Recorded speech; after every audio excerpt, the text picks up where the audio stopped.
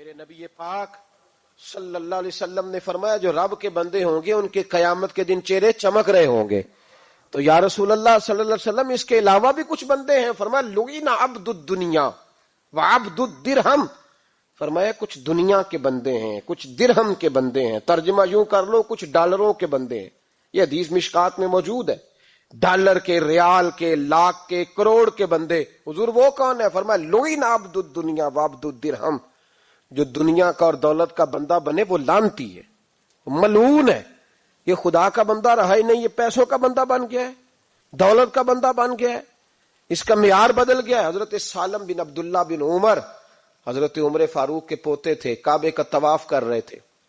طواف مکمل ہوا، 8واں استلام کر کے مقام ابراہیم کے پاس نماز پڑھنے لگے تو خلیفہ وقت کا آ گیا، گورنر. السلام علیکم کے بعد اس نے فوراً بات چھیڑی، کہنے لگا حضور کوئی حکم ہو تو بتائیے گا. تو آپ کہنے لگے تو بڑا ہی بیوقوف ہے یار، تجھے کس نے گورنر بنایا؟ بڑا تو بیوقوف ہے، تجھے تو سلیقہ ہی نہیں بات کرنے کا. حضور کیا ہوا؟ فرمانے لگے خدا کے گھر میں آ کے اور کعبے کے سامنے کھڑے ہو کے میں بندوں سے سوال کروں، یہاں آ کے بھی بندوں سے مانگوں، تو بڑا ہی بیوقوف ہے. سامنے اس کا گھر ہے، سامنے اس کا گھر ہے بیت اللہ اور حجر اسود اور مقام ابراہیم اور مقام ملتزم، اور یہاں بھی میں بندوں سے مانگوں. کہتا ہے مجھے بھی کبھی کسی نے ڈانٹا نہیں تھا، میرے بھی پیروں تک پسینہ نکل گیا. تو میں مسجد الحرام سے باہر نکل کے، یوں سمجھ لیں کہ جب لوگ باب عبدالعزیز سے یا باب فہد سے باہر آ جاتے ہیں، کہتے ہیں باہر نکل کے نا میں کھڑا ہو گیا. میں نے کہا چلو فارغ ہو کے آتے ہیں تو بات کرتا ہوں. حضرت فارغ ہو کے آئے تو میں نے کہا حضور اب تو بیت اللہ سامنے نہیں، اب بھی کوئی سوال کرے. تو فرمانے لگے اچھا ضروری ہے؟ کہا حضور ضروری ہے. تو فرمانے لگے چل پہلے بتا تجھ سے دین مانگوں کہ دنیا مانگوں، بول. تو کہنے لگا حضور میرے پاس تو دنیا ہی ہے، دین تو آپ کے پاس ہے. جب یہ جواب دیا تو حضرت سالم چلنے لگے اور چلتے چلتے فرمانے لگے جا اپنا کام کر، دنیا تو میں نے اس سے کبھی نہیں مانگی جس نے دنیا بنائی ہے، میں نے اس سے نہیں کبھی مانگی. تو کیا حیثیت رکھتا ہے؟ میں نے تو اس سے بھی جب بھی مانگا ہے یا اس کا قرب مانگا ہے یا اس کے رسول کی غلامی مانگی ہے، تو اس سے نہیں مانگتا جس نے بنائی ہے. تو کیا دے سکتا ہے؟ تیری کیا حیثیت ہے؟ تو بھائی ان لوگوں نے قریب پھٹکنے نہیں دیا، ان کے قریب یہ چیز آئی نہیں. بے نیاز لوگ تھے، توجہ ہی نہیں تھی. حضرت محبوب سبحانی غوث اعظم شیخ عبد القادر جیلانی رضی اللہ تعالیٰ عنہ، آپ ایک کاروبار بھی کرتے تھے، تو آپ کا کچھ مال آ رہا تھا جہاز کے ذریعے. ایک بندے نے خبر دی کان میں حضور جہاز ڈوب گیا. فرمانے لگے الحمدللہ الحمدللہ. ڈوب گیا جناب، یہاں جہاز ڈوب جائے تو بندہ بھی ڈوب جاتا ہے. کہتے ہیں صاحب انتقال کر گئے، 10 لاکھ کا نقصان ہو گیا تھا، مال ڈوب گیا پورا جہاز ہی. فرمایا الحمدللہ، اور تم نے جلدی کی خبر دینے میں سبق پڑھا رہا تھا، کیوں مجھے دخل اندازی دی تم نے میرے کام میں، کیوں دخل اندازی کی؟ سب الحمدللہ. تھوڑی دیر کے بعد اس نے پھر کان میں کہا حضور وہ غلط خبر تھی، جہاز بچ گیا. فرمانے لگے الحمدللہ. پھر شاگردوں سے کہنے لگے میرا چہرہ دیکھ رہے تھے پہلی خبر کے بعد بھی، اس خبر کے بعد بھی؟ کہا حضور دیکھ رہے تھے. فرمایا کوئی تبدیلی تو نہیں آئی؟ کہا حضور نہیں. فرمانے لگے شکر الحمدللہ، رب نے میرا دل دولت سے نہیں جوڑا، اپنی ذات کے ساتھ جوڑ کے رکھا ہوا ہے، تبدیلی تو نہیں آئی. یہاں تو ٹینشن ہی ٹینشن ہے، ڈپریشن ہی ڈپریشن. اور بات کس کی ٹینشن ہے؟ پیسے کوئی نہیں، دولت کوئی نہیں. کوئی چکر چل جائے نا کبھی، اس سے بھی کبھی پوچھ جس کے پاس ہے وہ تجھ سے زیادہ غریب ہے، اس سے کبھی پوچھ وہ تجھ سے زیادہ آزمائش میں ہے. غریب شہر تو فاقوں سے مر گیا، لیکن امیر شہر نے ہیرے سے خودکشی کر لی. اس کو بھی تو پوچھ اس کا کیا حال ہے. دانش منداں دا کم نہیں، دل دنیا نہ لانا، اس ووٹی کئی خامد کیتے تے جو کیتا سو کھانا. یہ تو کام ہے اس کا. بڑے آئے بڑے چلے گئے، بڑے آئے بڑے نکل گئے، توجہ ہی نہیں، مزاج ہی نہیں. حضرت مولا علی شیر خدا، علی المرتضی، امام الاولیاء، صاحب صدق و صفا، داماد مصطفیٰ صلی اللہ علیہ وسلم، اسد اللہ، حضرت علی شیر خدا رضی اللہ تعالیٰ عنہ کوفے کے چوک میں کھڑے تھے تو کہہ رہے تھے یار میرے نا طامت پرانی ہو گئی ہے، یہ میں نے زرہ بیچنی ہے، کوئی بندہ مجھ سے خرید لو تاکہ میں نئی طامت لے لوں. تو ایک بندہ کان میں کہنے لگا حضور طامت کے پیسے بھی نہیں. فرمانے لگے پیسوں کو چھوڑ، علی کا سینہ دیکھ، اللہ نے ایمان کی دولت سے بھرا ہوا ہے۔ پیسے اہمیت نہیں رکھتے، ان کی وہ اہمیت نہیں جو دنیا نے بنا لی ہے۔ فرمایا ضرورت نہیں تھی، اب ذرا احساس ہوا ہے کہ زیادہ ہی پھٹ گیا ہے، پردہ نہیں صحیح طرح پورا کرتا، تو میں نے کہا چلو زیرہ بیچ کے نیا لے لے۔ ضرورت نہیں، مزاج نہیں، طبیعت نہیں، انہوں نے ماحول نہیں بنایا۔ ہمارے تو حد ہو گئی، اتنا بری حالت ہے کہ ناقابل برداشت۔ حضرت عمر فاروق رضی اللہ تعالی عنہ صحابہ نے مسجد نبوی میں بیٹھ کے میٹنگ کی۔ عمر کی تنخواہ بڑی تھوڑی ہے مال غنیمت میں سے، اب تو عمر کے پوتے بھی ہیں، نواسے بھی ہیں، رشتہ داریاں بھی ہیں، تعلق بڑھ گئے ہیں، اور عمر فاروق بوڑھے بھی ہو گئے۔ میٹنگ ہوئی مسجد میں، اس طرح کریں کہ عمر کا کچھ تھوڑا سا نا مشاعرہ، کچھ تنخواہ، کچھ خدمت، کچھ وظیفہ بڑھا دیں۔ بات طے ہو گئی، جب مکمل ہو گئی تو کہنے لگے یہ بتاؤ شیر سے بات کس نے کرنی ہے؟ ادھر جائے گا کون؟ پہلے اس کا نام تو بتاؤ، وہاں جائے گا کون؟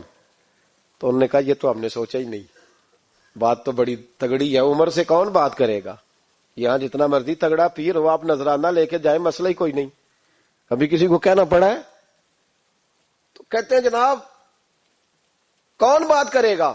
تو ایک صحابی کہنے لگے کہ حضرت عمر رضی اللہ تعالیٰ عنہ کی جو صاحبزادی ہیں نا، حضرت حفصہ رضی اللہ تعالیٰ عنہ، وہ ام المومنین بھی ہیں، حضور علیہ السلام کی زوجہ ہیں، مومنوں کی ماں ہیں، ان سے کہتے ہیں، اور ان کے والد بھی ہیں۔ تو حضرت حفصہ سے کہا تو جناب حفصہ چل کے گئیں حضرت عمر کے پاس، جا کے کہا ابا جی ایک بات کرنی تھی۔ انہوں نے کہا بیٹے کرو، تو ان کو بھی پتا تھا نا جاہو جلال کا۔ کہنے لگے ابا جی مسجد نبوی میں صحابہ کی میٹنگ ہوئی ہے، ایک ہی محلے میں ایک ہی شہر میں لوگ رہتے ہیں تو ایک دوسروں کی خرچوں کا ضروریات کا پتہ ہے۔ کہتی ہے میں نے پس منظر سارا کر کے بات کی، میں نے کہا سب کو پتہ ہے کہ آپ کے خرچے بڑے بڑھ گئے ہیں، تو مجھے نا انہوں نے حضور کی زوجہ سمجھ کے، قابل احترام سمجھ کے میری ذمہ لگایا ہے کہ تھوڑے سے پیسے آپ کے بڑھانے ہیں۔ تو حضرت عمر فاروق رضی اللہ تعالیٰ عنہ کی صاحبزادی کہتے ہیں عمر کو اتنا جلال آیا کہ اٹھ کے کھڑے ہو گئے، کہنے لگے حفصہ ان لوگوں کے نام بتا، میں انہیں دروں سے ماروں گا، اور اس طرح ماروں گا کہ ان کی کمر پہ نشان پڑے، ان کی کمروں پہ نشان پڑے، اس انداز میں درے ماروں گا کہ مجھے زخم نظر آئے۔ کہا ابا جی اتنا جلال کس بات کا، سادی سی بات ہے۔ تو سیدنا عمر فاروق رو پڑے، کہنے لگے سادی سی بات ہے، میرے لیے مسجد نبوی میں بیٹھ کے میٹنگ ہوتی رہی کہ عمر کو دولت دینی ہے، لوگوں نے یہ مجھے سمجھ لیا ہے، مسجد نبوی میں بیٹھ کر میرے لیے یہ میٹنگ ہوتی رہی کہ عمر کو پیسے دینے ہیں، اس کو دولت کے ساتھ ہم نے نواز رہے، مسجد نبوی میں میرے لیے کس کو یہ جرت ہوئی؟ فرمایا حفصہ کاش کہ تو میرے پاس پیغام لے کے نہ آتی، کوئی اور آتا اور پھر میں اسے دروں سے مارتا۔ حضرت حفصہ کہتی ہے میں خاموش ہوئی تو میری طرف دیکھ کے فرمانے لگے بتا نا، تو نبی پاک کے گھر میں رہتی تھی، میرے مصطفیٰ کا طریقہ کیا تھا، کرنا بات اس طریقے پہ میرے ساتھ گفتگو کر۔ تو حضرت حفصہ کہتی میں رو پڑی، میں نے کہا ابا جی غلطی ہو گئی، آئندہ نہیں کروں گی۔ بھائی معیار بنایا ہوا تھا، آپ یقین کریں ہمارے تعلقات آپ شادی پہ دیکھ لیں، جو غریب رشتہ دار ہے اسے کون بنانے جاتا ہے، لیکن ساری برادری کٹھی اس کے دروازے پہ بیٹھی ہے، جس نے آنا ہے تو کچھ لے کے آنا ہے، ہر چیز دولت میں تلے گی، معیار ہی دولت بن گیا ہے، مقصود ہی دولت بن گیا ہے۔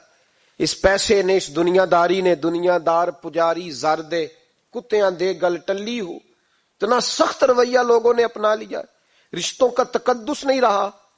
ایک مجلس میں نے ایسا رنگ بھی دیکھا، ایک ایسا شخص جسے میں ذاتی طور پہ جانتا ہوں کہ عالم بھی ہے، پرہیزگار بھی ہے، نیک بھی ہے، وہ بھی بیٹھا تھا، اور اس کے ساتھ ایک سیٹھ بھی بیٹھا تھا، لیکن جو لوگوں کا عقیدت کا رشتہ اس درویش کے ساتھ ہونا چاہیے تھا وہ سیٹھ کے ساتھ تھا۔ تو میں غور کر رہا تھا کہ یار قوم کا ذہن کس طرح کا ہو گیا، صرف اس کے ہاتھ میں پیسے، صرف دولت مند ہے، اس آدمی کی درویشی بھی گئی، علم بھی گیا، تقوی بھی گیا، صرف پیسے ہیں نہیں ہے اس کے پاس، تو وہ کونے میں لگا ہوا ہے، اور اس سے لوگ بچ بچ کے سلام۔ اور میں کہا کرتا ہوں عقیدت کا پتہ چلتا ہی تب ہے جب اجتماع ہوتا ہے، اکیلے درویش بیٹھے ہیں تو سب جھک کے سلام لیتے ہیں، اور جب وہ 2 MNA کے بیچ، 3 MPA کے بیچ، 5-7 سیٹھوں کے بیچ بیٹھے گا پھر تیری عقیدت کا پتہ چلے گا۔ پھر پتہ چلے گا تیرا اللہ کے بندے سے رشتہ کس طرح کا ہے اور دولت کے بندے کے ساتھ رشتہ کس طرح کا۔ ہمارے رویوں کے اندر یہ فرق ہے کہ ہم اس وقت آدمی کو تولتے ہیں کہ اس کے پاس دولت کس طرح کی ہے۔ وقت کے امیر تھے حضرت عمر بن عبدالعزیز، توجہ ہے میری بات پر؟ حضرت عمر بن عبدالعزیز بادشاہ تھے۔ اب ہم لوگوں نے بھی بچوں کا بہانہ لگایا ہوا ہے نا، بس جی وہ میں چاہتا ہوں بچوں کا کچھ بن جائے، تو بچے بالغ ہو گئے تو کرانا رجسٹریاں ان کے نام، فارغ ہو جاؤ آ جاؤ مسجد میں چھوڑو، لیکن پھر بھی کنجیاں دینے کو دل نہیں کرتا، پھر بھی بابا جی کی پیالیوں سے مرنے کے بعد پیسے نکلتے ہیں، پھر بھی ان کے تکیے کے بیچ سے بھی کچھ وہ نوٹ نکل آتے ہیں جو اب چلتے بھی نہیں، گزر گیا زمانہ، جو لگتے ہی نہیں۔ بزرگ ناراض نہ ہو جائیں، لیکن جو بات کر رہا ہوں بہرحال اس کے پیچھے کچھ پس منظر ہے۔